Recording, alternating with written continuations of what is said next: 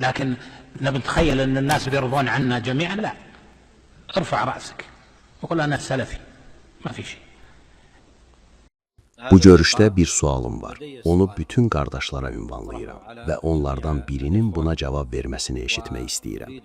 Bu çıxışda dərsdə qeyd etdiyimiz nicat səbəblərini kim bizə xülasə edər?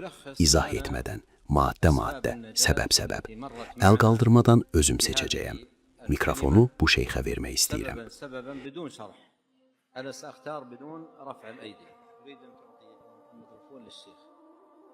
Qiyamət günü nicat tapmağın səbəbləri: birincisi, tövhid; ikincisi, sünnəyə əməl etmək; üçüncüsü, salih əməl və digəri, dua ilə Allah subhanəhu və teala'ya yönəlmək, digər səbəblər və s.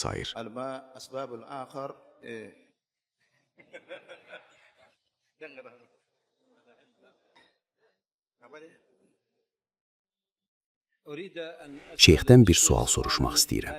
Ümid edirəm inciməz və cavab verər. Şeyxin neçə yaşı var? 76. Doğrusu mən bu sualı başqasına deyil, məhz ona ünvanlamağımın bir səbəbi var. Çünki mən dərsin əvvəlindən sonuna qədər gördüm ki, qələm onun əlindədir. Dərsin başlanğıcından bəri qələmi yerə qoymadı və böyük bir diqqətlə eşitdiklərini yazırdı. Sizin indicə eşitdikləriniz onun yazdıqlarının sadəcə xülasəsidir. Əslində o, çox şey yazmışdı.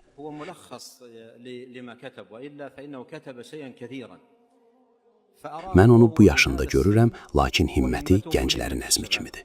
Hətta onun əzmi bir çox gəncin əzmindən daha ucadır.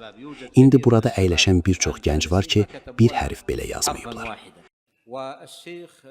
Şeyxə Allah onu xeyirlə mükafatlandırsın, mənim tərəfimdən bir deyil, bir neçə mükafat düşür. Bir dənə yox, kaş əlimdə daha çox və müxtəlif mükafatlar olaydı.